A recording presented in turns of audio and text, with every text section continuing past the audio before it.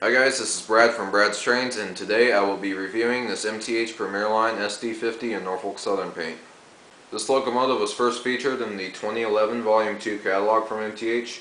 It is product number 20-20181-1. I'll start off this review with some facts and figures of this locomotive. It has Protosound 3.0, Proto Speed Control with 120 different scale mile per hour increments, and it features 2 precision flywheel motors, one for each truck. Now the trucks are all wheels geared. The middle axle does not touch the rails, but if you switch it out with scale wheels, then it does. And there are 4 traction tires, 2 on the innermost axle of each truck. As you can see, this locomotive is quite large. It's over 18 3/4 inches long, and it weighs over 7 pounds. The pilots, the truck side frames, the fuel tank, and the chassis are all made out of die-cast metal.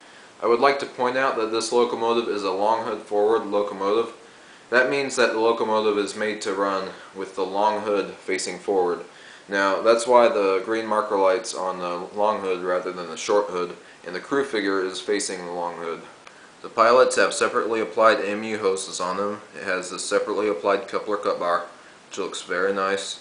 It has this separately applied electrical wire, red electrical wire that runs up here. And it has a proto coupler on each end. The steps leading up the side of the locomotives feature drainage holes, which makes them look very nice. On each end of the locomotive there's this separately applied metal safety chain. On the back of this locomotive you can see the separately applied metal grab irons leading up to the top of the locomotive. There's also a separately applied metal sand bin right there. This locomotive is nicely detailed on top. It has a large metal grab iron that's separately applied back here. It has 3 fan housings. Each of them has separately applied fan blades inside that do spin if you blow on them. There are 4 lift rings around this, and what's cool about this piece is you can actually lift it off. It's held on by magnets, and you can get to the controls for the engine this way. There's the DCC, DCS switch, there's a 2-rail, 3-rail switch, you have your smoke and volume control for conventional operation right here, and you have your flywheel motor inside there. It is held on by magnets, like I said, right here and here. And on the cover you can actually see the fans on the underside. On the top middle section of this locomotive you also have some nice detail. You have some molded in top doors right here. You also have your smoke unit. This is the exhaust vent right here. It is made out of metal so you won't break away any pieces of it. Back here you have your fan housing for the dynamic brakes. And there is a separately applied fan in there, but I don't think you can see it from this video. There are 3 grab irons right here and some separately applied details right here. On the roof of the cab right here you have 2 separately applied antennas and a separately applied metal horn. The sides of this locomotive feature see-through metal grills. They look pretty nice. As we continue along this way there is a see-through glass insert porthole. As we continue this way you see the Norfolk Southern logo. It looks very nice. And there's another separately applied metal grill right there. This grill right here is actually molded in. The truck side frames on this engine are very nicely done. You have a separately applied metal brake cylinder right there. You have separately applied metal piping right here. You have a brake line that goes all the way across to the other brake cylinder right there. And that line actually continues to become a sand line. I'm not sure if you can see it or not, but it's right there. There's a separately applied metal bell right next to the fuel tank. The fuel tank has some nice hand painted details right there which look very nice. There is a separately applied pipe coming out of the air reservoir tank. And on the other side there's also another separately applied pipe, and this one actually is a little bit more intricate. My favorite part of this engine's detail is the piping on the underframe. I'm not sure if you can see it too well, but I tried to light it as best as possible. And in my opinion it's very nice. It's as good as the SD50 ACE's light piping. Here's a short hood of this locomotive. As you can see I added the plow to this end of the locomotive. I just did that because I thought it looked cool. And you can apply it to whichever end you want. It comes with 2 screws and both of the pilots have holes for it. There are the red LED marker lights right here indicating that this is the reverse facing of the locomotive. There is an opening door right here. It's pretty nice. There are windshield wipers on all the cab windows except the side ones. There's a metal grab iron right here, and all the handrails are made out of metal. Here's the cab window. As you can see the crew is actually facing the long hood like I described earlier. There are two separately applied and moving windscreens on either side of the window, and that's on both sides, so a total of 4. As you can see, the road number is 6524. Okay, now let's talk about the lighting. All the lighting on this locomotive is controllable with the DCS remote control. The lighting is all LEDs. Each end of the locomotive has marker lights, which are LEDs, number boards, headlight. The headlights on each end of the locomotive are directional, and they feature Rule 17. That means when the locomotive is stopped at idle, the headlight will be dimmed, and when you start to roll out, it will brighten automatically. Now, I wish that you could control this manually with your DCS remote, but it's not a deal breaker if you can't. The cab has 2 LEDs inside, and it lights up very well. When you start to move out, that goes out as well. Alright, we're just about ready to move it out, but before we do that, I'd like to talk about the sound set and the sound system. The sound set has the prime mover sounds of an SD50-2 or the 645 E3 V16 prime mover. And by now you're thinking that that's not accurate because the SD50 has a 645 F3B V16 prime mover. Well, that is true, but they're very similar sounding prime movers, so I don't think it was too much of a stretch to add the SD40-2 prime mover to the SD50. And to be fair, they don't have a recording of the F3B V16. So I think it was a smart move to keep the old prime mover sounds. I would have liked it if they had new ones, but it's not a deal breaker. The bell is an E-bell. It sounds pretty good in my opinion, even though it's not accurate. And the horn, I believe, is either a straight K5LA or a K5LA R24 horn. And the prime mover sounds in the horn are from Protosound 2 sound sets, so that's not new.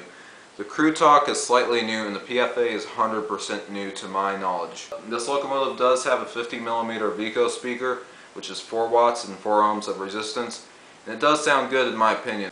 Okay, the last thing I'm going to do before I start this locomotive up is tell you what feature I like the best out of it.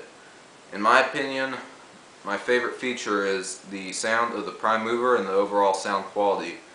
Now, unlike a lot of locomotives from MTH that don't have very much bass at all, this one has a lot of thundering bass, and I really like that about it. And the sound quality is excellent, has enough volume for me. Not quite as loud as a PS 2.0 engine, but it has a lot of volume and it has a ton of bass. So that's my favorite feature.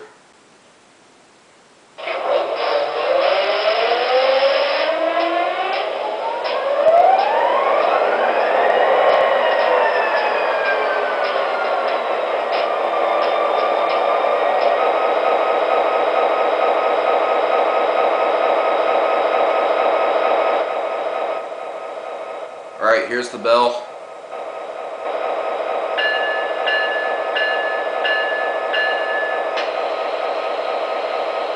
Here's the horn.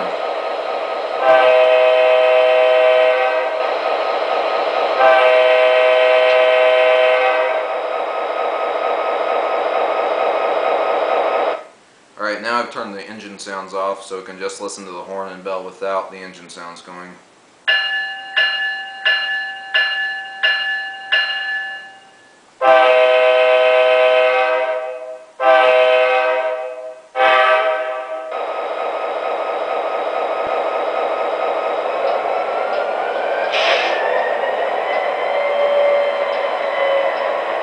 Notch 2.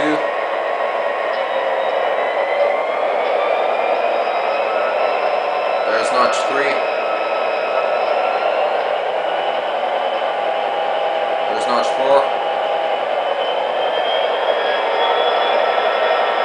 There's notch 5. There's notch 6. There's notch 7. And here's notch 8.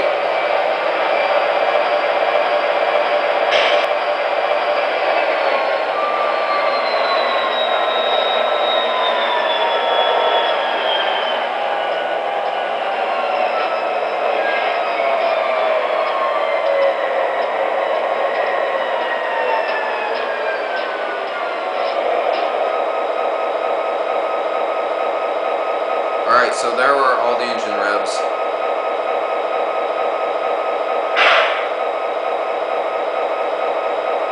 Here's some of the crew talk.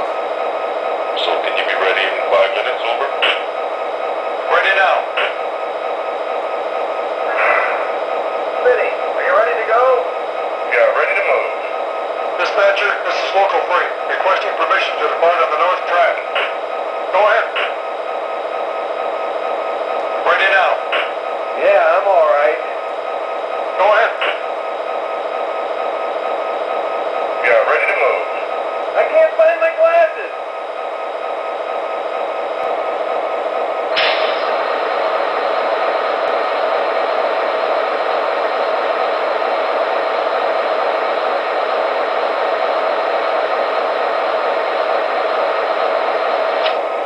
Here is the smoke unit in action, and as always MTH has used a first-class smoke unit.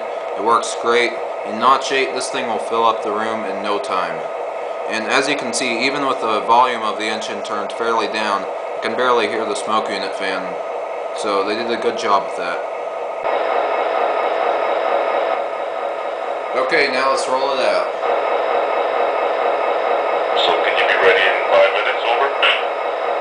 Ready now.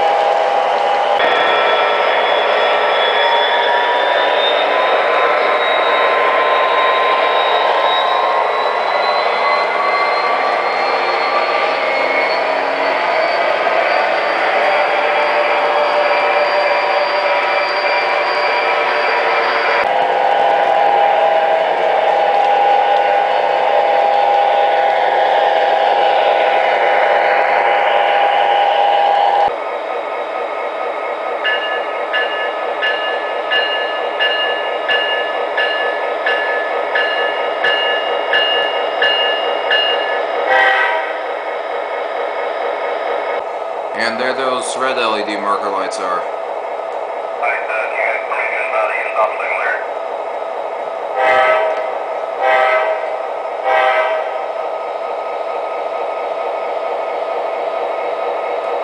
Here's a shutdown sequence.